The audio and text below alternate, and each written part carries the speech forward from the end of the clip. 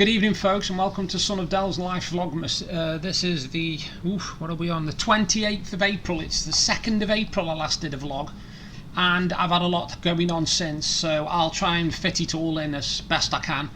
I've got two TV series reviews to do for you, and they are Home to Roost and the fantastic Waiting for God. More on that later. I've got an unboxing of the Zed Box for April 2021, which I know is a bit late because there's only a couple of days left, but like I said, I'll explain more later. I've also got two poems which I wrote at a different time in my life, should I say, something that happened this month. Again, I'll tell you all about it later. And today I'm going to talk about loneliness, really. I'm going to talk about loneliness. All that and a lot more to follow, so you stay tuned. And coming up first, we've got the unboxing of the Zed Box for April 2021.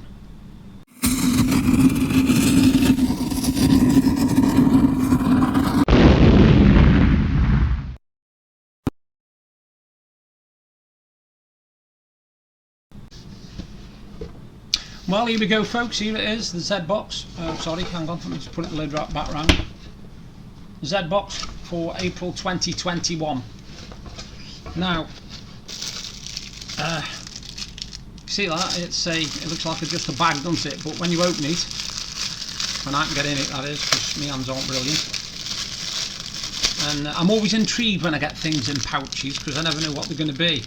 And this one is actually, it's a key ring. But it's a key ring of, I don't know whether you've seen, if you're a Star Wars fan, you'll know what this is supposed to represent. It's the stuff that Han Solo gets solidified in when Jabba the Hutt has him imprisoned. It's supposed to represent that, and it weighs a fair bit actually. It's like an ingot, if you like. And that was the first item, and that was in a little black pouch, as you can see. That was the first item. The second item is another spaceship, actually, another one in the Star Trek ones. People will be able to tell me what this is. I've no idea. I don't know that much about Star Trek, but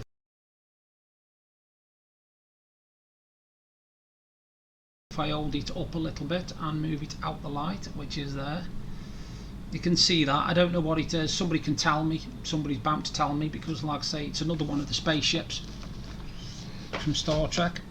Third item is a rather cool thing, actually. Anybody who knows sci-fi will know about a film called Aliens, and this is actually a figure of the alien warrior.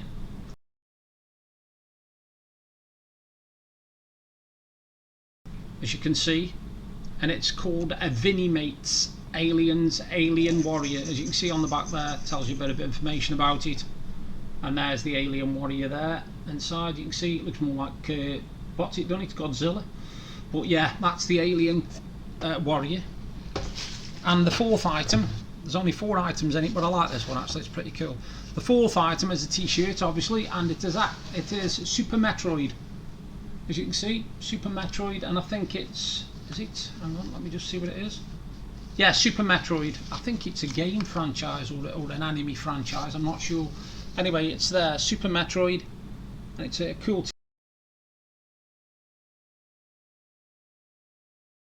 t-shirt, as you can see. Good graphic on it.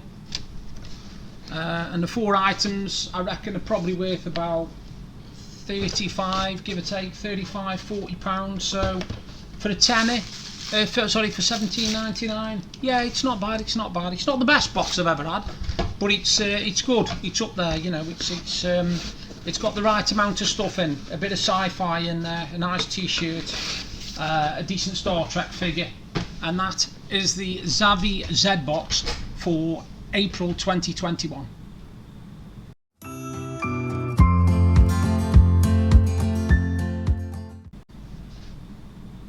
Now, I told you I was going to tell you more about what's been happening.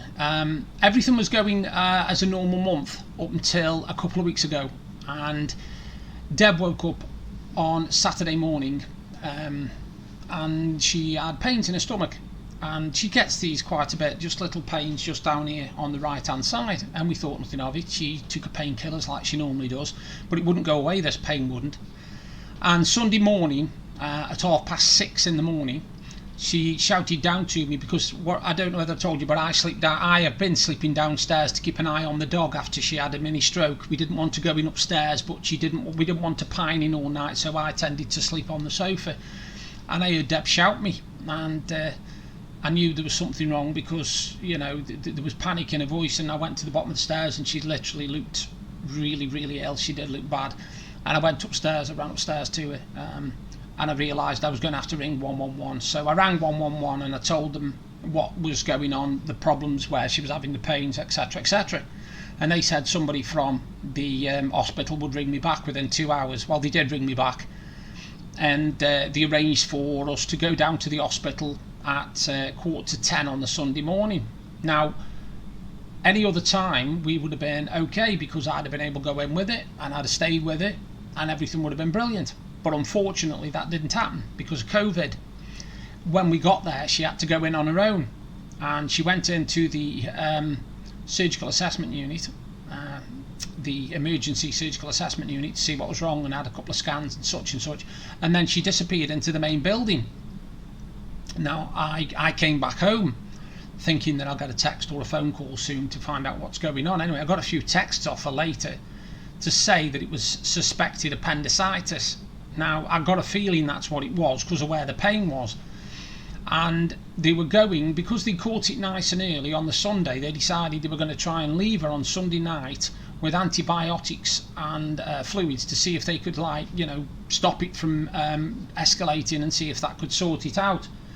Monday morning, it hadn't sorted it out. So my wife had to go for an appendectomy on at about 11 o'clock, 12 o'clock or something like that on the Monday. Now, I'd rung up on the Sunday to ask if I could come visit once she'd had the operation, and I was told that they didn't know what ward she would be put on. So could I ring Monday afternoon? I rang about 4 o'clock Monday afternoon, and I got told, I went through to the surgical assessment unit, who said she'd been put on ward 35 and they would put me straight through.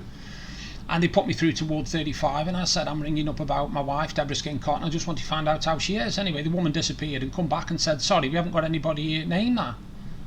I said, what do you mean? I said, she's just been brought up after having her appendix out. Sorry, we haven't got anybody named that. I thought, well, this is a bit strange. I said, okay, I'll give the surgical assessment unit another ring and find out, you know, what's going on like. So I rang them back, and the guy disappeared again, who told me ward 35, and he came back, ward 34, sorry, he told me, and he came back and told me that he's sorry, he'd made a big mistake and it was ward 35, not ward 34. So anyway, he put me through, and by the time I was put through, the next day's appointments were all booked up. So I had to wait until the Wednesday. Now, luckily, on the Sunday evening, Deb had messaged me, and she was all a panic, because Deb's never been in hospital for anything. Never. She's never had needles, injections, none of that stuff, none of it. You know, she's never been an inpatient in the hospital. And I knew it, you know, hospitals, the first time you go in them, are a daunting thing. And she was all panicky and everything, and she wanted to see me. So I went up there. I got, my neighbour Tony, who's more like a brother than a neighbour, he ran me up to the hospital at about 10:30 on Sunday night, and I was able to see her just outside the ward and give, you know, and exchange messages with her and talk to her for a bit, and we had a good little talk, and I think that helped calm her down before the op. Anyway, when I went in on the Wednesday, I was told that it was more than just the appendix. Apparently there'd been an abscess as well, and it was a bit more complicated than they thought, and that she wouldn't be out on that day, on that Wednesday. And I was told she'd be out the Thursday, the day after. So everything was ready for her. We were all getting ready for her to come home, etc, etc. And then on Thursday, I got another phone call to say that she wouldn't be coming home on Thursday. It would be a couple more days, and Deb asked me if I could take some stuff up for her. Well, at this point, I was going a bit gaga, because I was thinking, well, hang on a minute, I was told yesterday she was coming out today, and now all of a sudden she's not coming out today. Why? What's going on? Nobody gave me any direct information as to what was going on. Anyway, eventually she came home on the Friday night, and she was looking a lot better than when she went in, let's put it that way, although emotionally it took a lot out of her, and I can understand that. Now, she's been home for 7, 8, 9, 10 days or something like that, give or take. 10 days I think she's been home now, or 12, yeah, 12 days, and she's a lot better now. She's recovering really, really well. But one thing I noticed, which I'd never had to experience because we've never been apart for longer than one night, and that was basically the night before we got married, when I slept at my best man's house next door. So of course I didn't want to, it's bad luck to see the bride the night before the wedding, etc. So I stayed in my friend's house. But this was the first night we'd ever been apart, and it really hit me, because all of a sudden I was in this house and the only company I had was the dog, and I was trying to fill hours. I was trying to fill the time like you would not believe. I managed to read 1.5 books in one day, and bear in mind the books are 400 odd pages each. So I managed to read about 600 pages on the Sunday while I was waiting to hear off it. From 11 o'clock until 7 o'clock at night I did nothing but read. And the other things I started doing like bits of writing and stuff, and I also did housework, anything to keep me busy. I played a bit of games, Borderlands 3, Rage 2, anything that would keep my mind occupied. And I've got a jigsaw on the board here, and it's been on here for about 3-4 weeks, and I just have not had no inclination to do any of it. I will do, don't get me wrong, I will get some of it done, but at the moment I can't focus on jigsaws at the moment. I'm more focusing on my wife and recovery from appendicitis. Now a lot of people think appendicitis, fair enough, you go in, you have it done, you come out, blah blah blah. Yeah, you do normally, that's very true. Normally it's a 48-hour job and you're back home. But because of the complications to do with the abscess and other stuff, she didn't come home for 6 days. And I must admit they were the longest 6 days I think I've ever spent. But I had to fill the time, you see. I had to do something to fill the time, and I just literally did anything I could possibly think of. Even watching I don't even remember what I watched. I know on one of the nights I needed to watch something where I could just shut my head off completely and just watch pointless television. So I turned on the young ones, the Rick Mayall, Aid Edmondson, Christopher Ryan and Nigel Planer and Alexei Sale comedy series from the 80s. And I watched nearly both series of that in one night. But yeah, like I say, she's at home now. Everything's going okay. She's quite tired, which I can understand. You know, it's still going to take a while, because obviously, as you know, if you've been in hospital, you're woken up at 6 o'clock in the morning, and your first drink comes round at 7. So, you know, it takes a lot. And the one thing Deb didn't realise, which she wouldn't have done because she'd never been in hospital, is they are noisy places. They never shut off. You will hear sounds every minute of the day and night. It never goes quiet. And of course Deb was used to sleeping here and no noise whatsoever, you know, nothing at all, just silence. And it did take it out of her a little bit, which, you know, like I said, I can understand that, because I've been in hospital a few times, and you don't go in there to get rest and recuperation and peace and quiet. You don't. If you've got to do that, you've got to go private and have a private room. But it was just incredible, you know. The house was so quiet and empty, it was just horrible. And I wrote 2 poems, which I'm just going to read out to you. One's called Tick-tock, which I will read out first.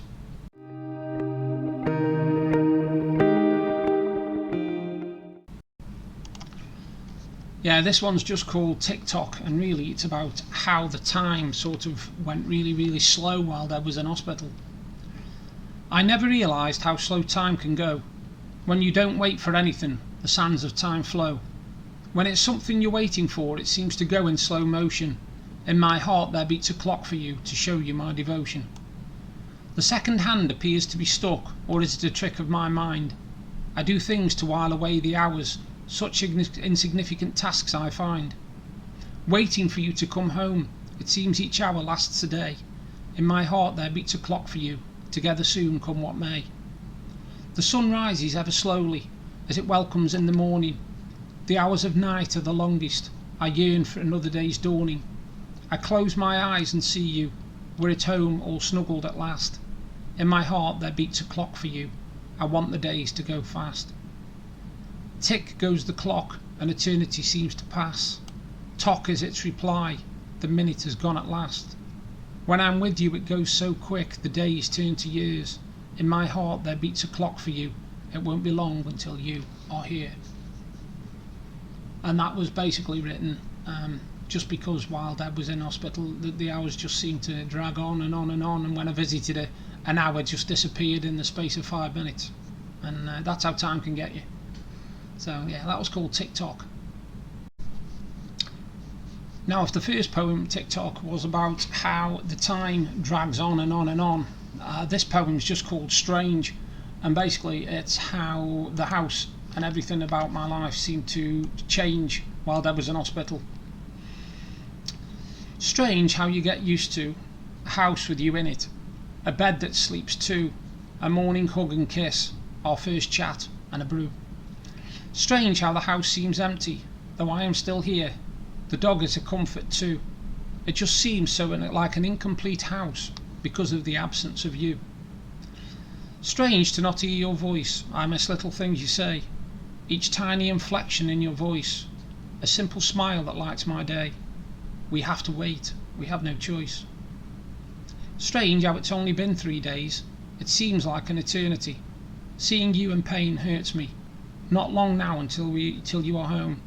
Then this house will be a house to me. Strange how it's so lonely.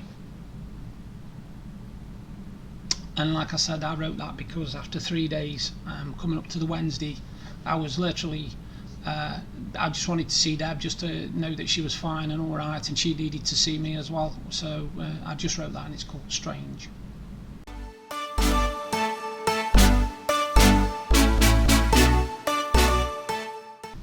Now, of course, since it's been such a long time since I did a vlog, we've actually watched 2 TV series. Now, the first TV series I want to rate is called Home to Roost. Now, Home to Roost is an 80s comedy, and it stars John Thor and Rhys Dinsdale. Now, John Thor, to me, is brilliant. He's a fantastic actor. I think he's been in some brilliant stuff. A lot of the stuff he's been in, obviously, has been hard man stuff. He was brilliant in The Sweeney. He was good in the Reagan as well. He played fantastic parts. Even in the movies as well, he was brilliant. And in Home to Roost, he plays a different character. He basically plays a man whose wife cheated on him 7 years before, and they had a messy divorce, and literally they went their separate ways, and the wife got custody of the 3 kids. He just got the house, and he'd rebuilt his life, basically. He was still a bachelor, but he'd rebuilt his life. Now, into this lovely, straightforward life comes Rhys Dinsdale, who's his oldest son, Matthew. John Thor plays Henry Willows, and Matthew basically comes into his life and turns it upside down, and it's basically a father-son comedy with some really funny parts in it, really funny storylines, and the way that they get on as father and son, and how they manipulate each other, and you know, no one ever gets the upper hand really. You think one of them's got the upper hand, then suddenly the tables are turned. And it was done in the 80s, like I say, and the main actors were John Thor, and nobody would have heard of Rhys Dinsdale unless you'd watched a film which I watched years ago called ID. Now, I won't tell you much about ID other than it's a very early football hooligan film, and Rhys Dinsdale plays a policeman who goes undercover to infiltrate a gang of football hooligans, only to become more involved than he wants to, and it ends up that he becomes what he doesn't like, a football hooligan. He becomes violent, he becomes nasty. But in this, he's a totally different character. He is literally sarcastic, he's funny, he's got charm, he's got wit, he's as idle as they come. He is literally bone idle. And as a comedy series, it was brilliant, and I absolutely loved it. And again, I would give this one a good 7 out of 10, because there's quite a few series of it, but it's really enjoyable, and each episode has got its own funny parts to it. So yeah, that's Home to Roost, and it stars John Thor and Rhys Dinsdale, and I would give it 7 out of 10. Now, this second comedy series is I'm sorry, but I find it absolutely hilarious. It stars Stephanie Cole and Graham Crowden, and it is one of those comedies that makes you look at life in a different way, and it's called Waiting for God. And the premise is there is a retirement home called Bayview, run by a really slimy piece of work called Harvey Baines, and he basically will cut every corner possible to save money, including food, including trips. You know, he's the kind of person who would put one ramp in and for like 27 people rather than one in each house, sort of thing. And he basically thinks he rules this place because the shareholders are getting the money, and you know, all of them are overseas bankers and all this sort of thing. So he thinks he's onto a good thing by being the manager of it. Stephanie Cole is not your average elderly person, we'll call her. She is basically cantankerous. She hates everybody and everything. She hates the society that that have left her how she is. She hates the young with a vengeance. But she's got her own charm as well, because she is how you could imagine you would want to be when you were older. Not sort of like frail and insignificant. I mean, she goes around like whacking the birds with a stick and firing catapults at the postman. She is literally this kind of woman. Now, she's been at this place, Bayview, for a couple of years, I think, by the time it starts. And in comes Graham Crowden. Now, Graham Crowden is a fantastic actor, a really good actor, and he was in a lot of stuff with Frankie Howard years ago. Now, he basically plays a character called Tom Ballard, Tom Ballard, who basically he's been living with his son and his son's mental wife, who's a drunk nymphomaniac. She's absolutely demented, and now they've decided he needs to live on his own, because if he stays there any longer, somebody's going to kill each other. So he ends up moving into this place. Now, he again is a brilliant character, because he's one of these elderly gentlemen who basically will sit in his chair, and in his mind he'll be climbing Everest on one day, and in the next day he'll be sitting in his chair, but he'll be escaping from Colditz in his mind. So his mind is all over the place. But don't get into your head that he's stupid, because he isn't. He is a very, very clever bloke, as you find out as you're watching it. Now, I think it's Daniel Hill who plays Harvey Baines. Now, he is a name that you won't know, but if you ever watch Only Fools and Horses, he plays Cassandra's boss, Stephen, who Rodney ends up punching on the nose. And he is literally every time I've seen him play in anything, he's played a slimy, horrible character that you can't like him at all. He's got no charm or anything, even though he thinks he is the dogs. He thinks he is fantastic. He thinks all the women love him and everybody wants to be around him, and they can't stand him.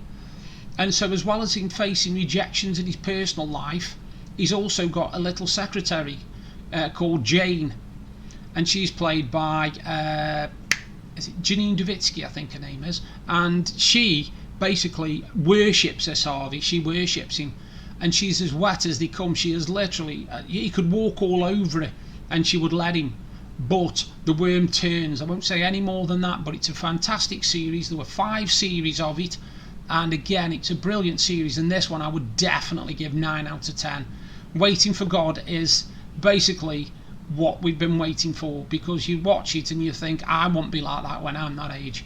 I want to be in control of my own life. I don't want people doing everything for me and having to be spoon-fed and told what I can and can't do. I want to be the one telling people.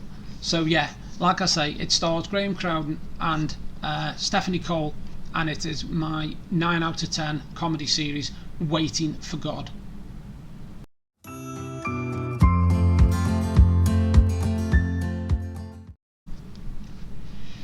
Yeah, since I last spoke to you, I've had another alcohol delivery. You might think I'm a bit of a pea-head, but I'm not. And it's for a company. It's from a company called Flavorly. Now, you might not have heard of these. Now, these aren't a subscription based.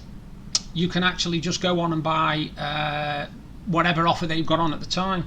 Now, I bought 24 cans of beer, 12 cans each of 2 different ones, and 2 limited edition glasses, and a savoury snack as well for £29.95. Now bear in mind that's £1.30 a can, and if you can buy proper real ale in cans for £1.30 a can, you're doing very well. You're doing very, very well. So yeah, I got all that, and I will be showing them you at a later date. I'm not going to show them you today because I have not got the what's it to go in there and sort them all out, but I will show them you. But they're a company called Flavorly, and they do beer, not just subscriptions. Like I said, they're not a subscription place, I don't think, because every day I get different offers off them saying like 24 bottles for this, 24 cans for this, 12 cans for this, and so on and so forth. I'm still waiting actually on my second delivery from Beer 52, which I was told, which is, I find this very strange. I might be giving these a negative rating soon. I was told about a week and a half ago that when I went onto my account, it said that they'd been dispatched, my beers, for this month, so I was looking forward to getting them. And I only got an email the other day to say that they hadn't been dispatched till last Thursday. So I don't know where this 7 or 8 day gap disappears to, because there's something not right there. I should have got them by now, because they're supposed to be April's box, and we're nearly at the end of April now.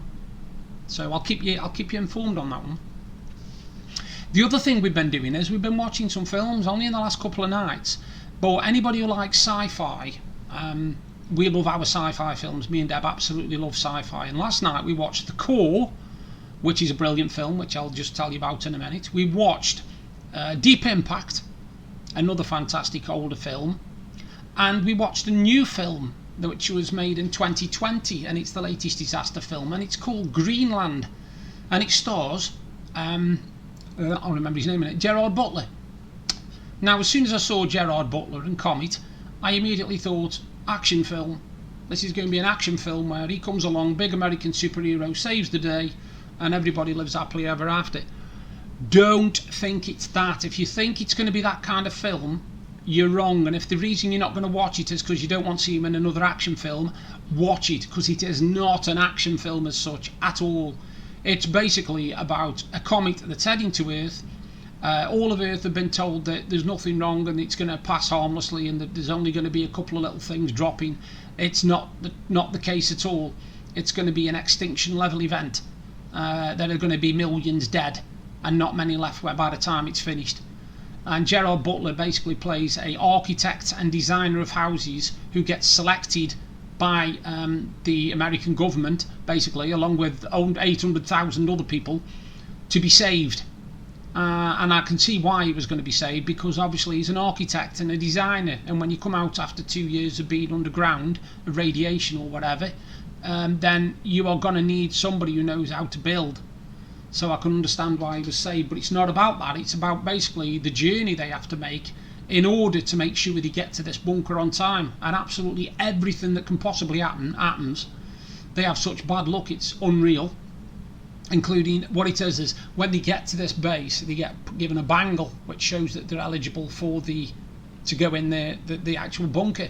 But I won't tell you what happens because it's a spoiler alert, but what happens is they don't end up going in at first, and it's all about what happens after, between when they get the bangle on their hand and when they finally reach this bunker. Now, there are good special effects in it. There are some of the best special effects you will see in a disaster movie. They really are, and it's worth watching. And we watched it on Amazon Prime. We watched it on Amazon Prime last night, and I would give it 8 out of 10. I think it's really, really good. Now, the other two films, The Core. The Core is a brilliant film, but I can't believe how old it is. It's 19 years old. 18, 19 years old. I can't believe it. It seems like only yesterday when it came out. And it stars Aaron Eckhart and Hilary Swank. And basically, it's the same kind of thing. A comet is heading towards the Earth in 2 pieces, and it is going to hit the Earth. But they think that a group of space people can go up and stop it, blah, blah, blah. A bit like Armageddon. This is where you get the Armageddon vibe. But they don't stop it. So it is hurtling towards Earth. Now, sorry, this isn't The Core. I'm talking about 2 different films. I'm mixing 2 films up here. It's because I want to tell you about both films. Sorry, no, The Core. Sorry, just completely scrapped that. I must have dozed off. Anyway, The Core, basically, Aaron Eckhart, Hilary Swank, and what's happened is, at the start of the film, you see the Earth's magnetic fields going mental. Literally, you know, like a space shuttle is 180 miles off where it's supposed to be. Birds are flying into windows and dropping onto the floor. 32 people drop dead just because the pacemakers stop in one area. And basically what it is the Earth's core, the liquid core around the Earth's centre has basically stopped moving, it stopped rotating, and they've got to basically get down to the Earth's core and get it started again. Otherwise it's game over, the world will end, simple as. We'll literally be like, as he shows in the picture, he holds up an apple and a Bunsen burner thing and fires it at it, and when you see it left at the end just a black husk of a fruit, that is what the Earth's going to be like. Anyway, it's a brilliant film, lots of good special effects, quite dated special effects now, because it's like, say, nearly 20 years old, which shocked me. But it's a brilliant film, and that's another 8 out of 10 film. That is the core. The one I started telling you about in the middle of that, which I can't believe I did, was Deep Impact, which does not star Aaron Eckhart. It actually stars a very young Frodo out of Lord of the Rings. I'll remember his name, and remember I can't for the life of me think of it at the moment. But it stars him basically as a young boy who sees something in the sky. He's an astronomer. He sees something in the sky. He sends it to this leader of this astronomy group, and it basically goes forward a year, and you see that this comet is coming towards the Earth. And what it's all about is basically families and how they would react to a comet hitting the Earth, and what would happen if it did hit the Earth, and if we couldn't destroy it in time. Another good film, and the person who steals it for me is Morgan Freeman, who basically plays the President of the United States. And Morgan Freeman is brilliant. He steals everything he's ever been in, I think. He's just that kind of actor, and I would give that one 8 out of 10 as well. So that's the core that got 8 out of 10. Deep Impact got 8 out of 10, and Greenland I'll give 9 out of 10, because it's a good film. It's a really good film.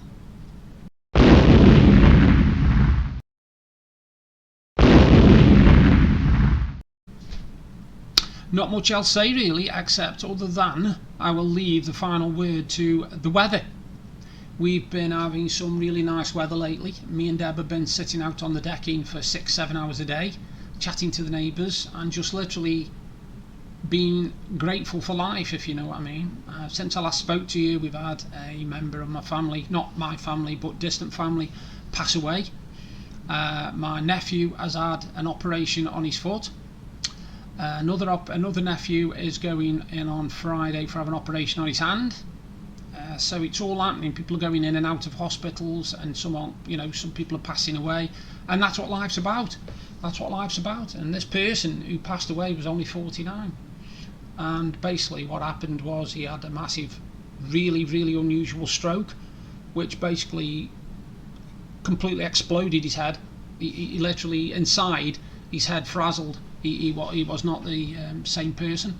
Now he did survive for some days, but he did pass away a few days back now, and my thoughts go out to his wife Cheryl, and also the family, because it's a hell of a thing to happen at any age. But he was just 49, and when he woke up he probably thought normal day, nothing wrong here, and then bang, within a few days he was gone. And that's how fragile life is, and that's why you do have to make the most of it. And today is the first day where we haven't been out to sit on the decking, because we've had rain today and it's been freezing cold. But we've just started watching another film actually, and we're going to be watching the sequel to it. We're watching one we haven't watched for a long time, and it's hard to think now that it's 25 years old, and it's Independence Day with Will Smith and Jeff Goldblum. And we're just watching it at the moment. We're about 25 minutes, half an hour in, so we've just got the rest of that to watch. But yeah, like I say, it's been a strange 3 or 4 weeks, and that's why I haven't done a vlog. It's only tonight I feel I'm in the mood to do one. I've had to really sort of work myself up to it, because my thoughts have been more on my wife than on my hobbies, if you know what I mean. So anyway, you all take care. Oh, another thing, just want to wish my cousin and husband a happy 9th wedding anniversary today. That's Sarah Rhodes and Craig Rhodes, because like I say, they've been married 9 years today, so happy anniversary. Big shout out to them. They know who they are. If they're not watching this, then fair enough. You all take care. I'll do another vlog soon. Bye for now.